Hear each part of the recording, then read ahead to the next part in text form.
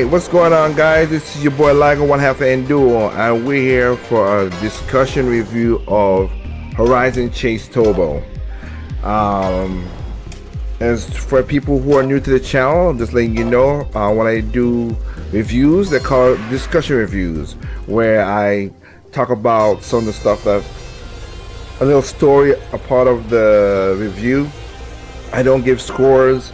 It's just me going through the game and telling you the goods and bads and what I liked about it, because telling the truth, automatically I am biased because I bought the game with my own money and I do a lot of research before I buy games, so can't give you an unbiased view of this. But that's just how I do my discussion reviews. So now that I got the welcome mat out of the way, now let's get into what this awesome game is all about. So when I was growing up in the late 90s, a little bit early 90s, the mid 90s I should say, there was a game that I played a lot of, and it was very great game because I love pole position, Excite Bike, Outrun. I think there was another one on Nintendo or NES as well too, that I love those games because I love racing games.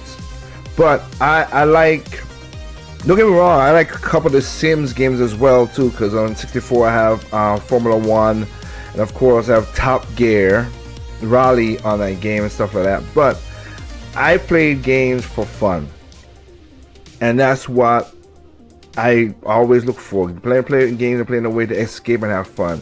And just as I said before, one of the games I played with my next door neighbor, we played the hell out of this game. We had fun with it, was Top Gear.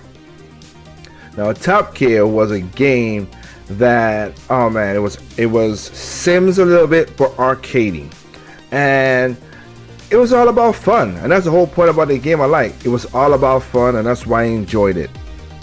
So I had no problem, as you'll see on the screen. We had fun playing this game day out, day in. I played Top Gear 1, Top Gear 2. I didn't play 3000, but of course I played Top Gear Rally 1 and 2 again on the 64. Pretty good games, had no problem with them. So what is Horizon Chase Turbo? This is to me a successor of this style of a game. This is a Twitch based style of game which I like. You don't have to draw distance as far as you can see. You have to react very quickly when you're racing this game, and that's what I like about it. It's arcadish, that if you hit something, you don't destroy, you don't blow up like a Burnout or something like that. And in an age of Need for Speed, as I used to work on the original Most Wanted and Need for Speed Carbon, like those games, like Need for Speed has lost its weight with me, so I wanted something fun, pick up and play, and couch co-op and all that stuff, and this game has it. This is what I like. Now, the reason I like this game is because not only that this game has very colorful visuals, it's arcadey, it has its own fun sequence, but again, it's because it's fun, and I've played with friends locally, and it's just bring back the 90s kid in me when I'm playing this game. A lot of gamers out there going for the visual aesthetic, and don't get me wrong, I still like some Sims game, you know, the Project Cars and all this stuff. Even though Project Cars did stuff that I would never buy the game, but as an example. But just to pick up and play, this is the game I like to play right now, because one, like the original Top Gear, this one has a long single player. Love it. It goes full screen, unlike Top Gear, which had a dual screen. You had down the bottom was the computer, which kind of still worked out, because when I played the game, you saw what that computer, where the computer was, you could kind of figure, okay, who's 30 seconds, where's going on, whatever. You have like I said, the visuals in HD, which is just more color, vibrant, proper. Like this game, games like these I like, because these, like 10 years from now, these games could still look good. Like I could still play the original Top Gear on the Super NES because it's just colorful and vibrant. and this game ekes this out. It really is vibrant. Now it has a setup, of course, that kind of like a Mario Kart, that it has a boost at the beginning of the game. That's something new. If you press it just as the one hits goes off, you get a boost to kick off right there. This game also has nitro, of course, and you have nitro, and you also have, and I'll give it to this, like, I love that this is where again the switches buttons, being that it is the whole split button thing, not the D-pad, which still D-pad will still work, but it feels comfortable, very comfortable playing it with the left and right just like that. It just feels great. So I like it for that reason. Of course, the whole portability, and it looks great on when it's docked up on your screen. Me again, I have a 4K TV, so it looks very vibrant and very aesthetic on my screen when I got it docked. In this game also, you have a more of a challenge. One thing you do have in this game, which I love, is that you do not how should I say this? You have challenges in this game. You have different challenges in the game. You unlock stuff, of course. You have different challenges. You have a tournament mode. You can do local, online. You have also a what do you call it? I think it's like a rival mode in there as well too. You could do things going, you racing the game, the stages backwards and everything. I mean, mirrored, I should say. This game is also has in each map they have, what you call it, you have a race where you could get upgrades. This kind of takes like see, because in Top Gear 2 you could do upgrades, and I have Top Gear 1 and 2 for my Snes. But in Top Gear 2 you could have upgrades. When in Top Gear, in this game, you play a race, you take a choice between 3 things, and you do that. And once you do that, what I like about it is you level it to the whole cars. Like, you have the whole, all the cars that you unlock, all those cars get those boosts. So you pick what you want to pick. Now, you have, as you just saw on the screen just a second ago, you have, and that's the stage right there you just see. You unlock Death Valley. That's where you get your boost. When you pick that, you could boost up your car for upgrade. But you have little blue coins on the stage. The blue coins on the stage is, if you get all of those, you get a bonus. If you get those and come in first place, you get something called a super trophy. Some of the cars unlock your super trophy. Now, if I were to say anything that's kind of negative in this game, and I'll point it out in a way, is, okay, not negative. This is not negative. This is, as you just saw right there, like, it's all about fun. So you don't have the game physics is different from other games, and it's kind of like Top Gear. If you're hitting somebody in the back, you just, they boost forward, you slow down. You hit someone on the side of the road, you flip up, you go crazy, you lose time, but no damage to the car. You just keep on racing and just have fun. That's the whole point I like about that. Again, like I said, you have nitro. You don't have a manual part, because basically when you play the game, you're gonna see it says dual clutch, and if you're a car aficionado like me, dual clutch is kind of automatic anyway, even though it could be manual. So you don't have a manual in the game as well. But again, you have a long single player mode, which I love, that you can unlock a lot of stuff. There are about 32 cars to unlock. Now, majority of cars are great. There were some are joke cars, like an SUV with a ladder and a Studebaker, as you just saw maybe a while ago, and also you have like a box stuff and whatever. So it's like, some of them are just joke cars for the fun of it. I wish I just stick to like just racing cars and having fun, but hey, it is what it is. And sorry, RGT85, I'm gonna use, because I saw his review of this game, and he was saying that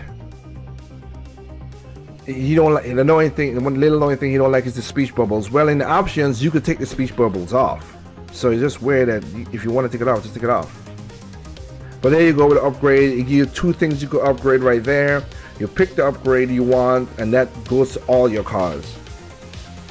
There's no online multiplayer. That's not a bummer to me. That's no problem with me. The replayability of this game is just so phenomenal, so I don't care. You have 4-player split screen, 2-player screen when you do local co-op. Love that. Another thing I would say, it's a little gripe, nothing major. As you can see, you have a fuel on the car. You gotta watch your fuel, which is kind of like how Top Gear was too. You gotta watch your fuel. The thing about it is, right there as you just saw, you pick up the fuel by just running into those things. Now in Top Gear, as I'll show right here, that had a little more strategy. You had to figure out when to go into the pits. Of course, Top Gear also had automatic and manual, but you had to know figure out when to go into the pits,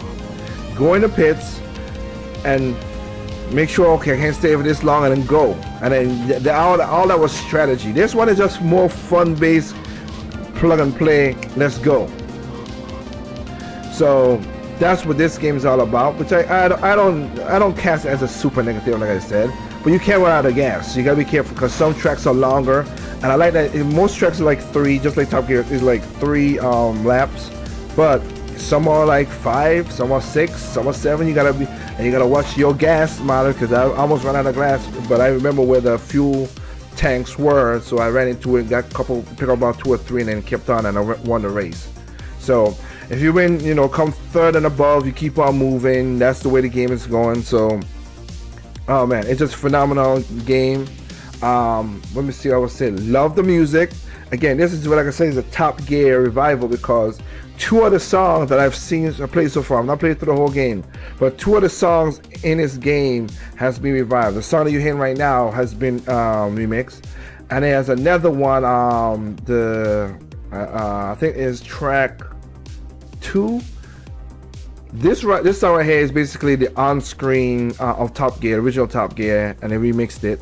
And then this is my remix of it though. And then you have another remix of I think track 2 is in the game as well too. I kind of wish they had I'm gonna let you listen to this for a second. I kind of wish they had a remix of this song right here. I love this song when I'm playing this game. 8-bit tunes is so freaking awesome.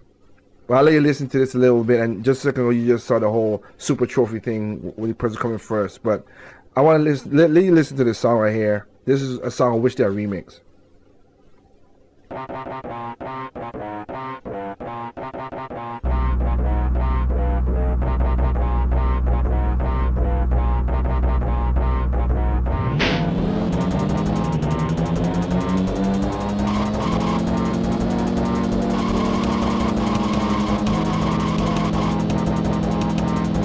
And there you go. Like, if they remix that song, I'll be super happy. But hey, you take what you can take.